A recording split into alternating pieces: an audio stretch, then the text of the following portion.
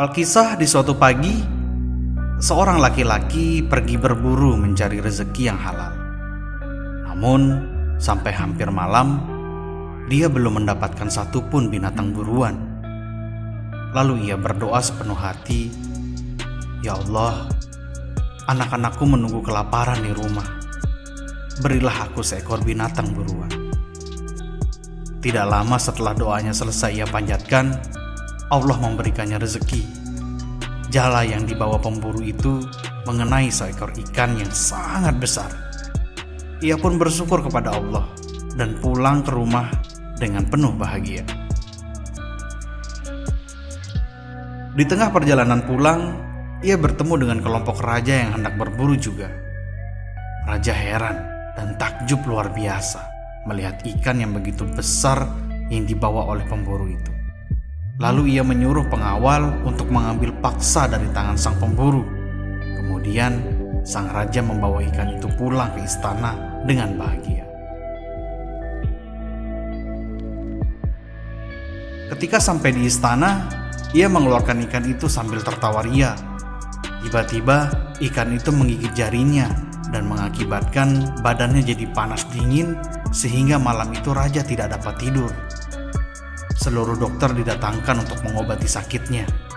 Semua dokter menyarankan agar jarinya dipotong untuk menghindari tersebarnya racun ke anggota badan lainnya. Raja pun menyetujui nasihat mereka.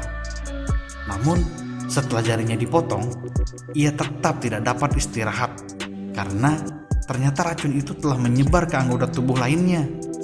Ia berteriak dan meringis dengan keras karena racun itu telah merasuk dan menyebar ke anggota tubuh lainnya. Seluruh dokter akhirnya menyarankan agar tangan sang raja sampai siku dipotong. Raja pun menyetujuinya.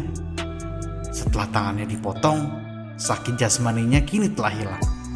Tetapi diri dan jiwanya belum tenang. Setiap malam, sang raja selalu gelisah dan merasa ketakutan.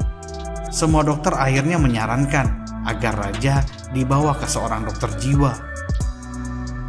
Dibawalah sang raja menemui seorang dokter jiwa dan diceritakan seluruh kejadian seputar ikan yang direbut dari pemburu itu.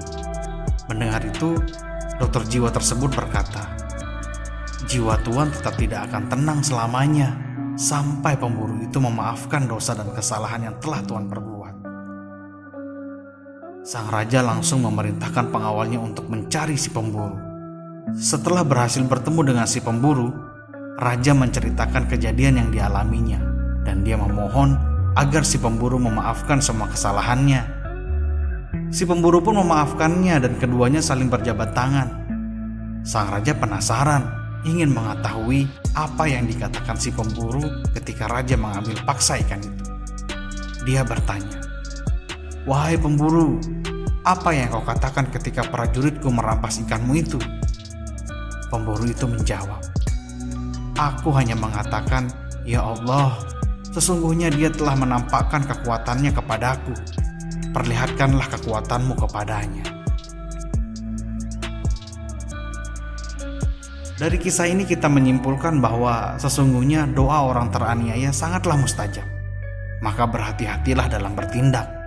Jika ada yang mengancammu dengan kebinasaan, maka jawablah ancamannya dengan nasihat dan doa.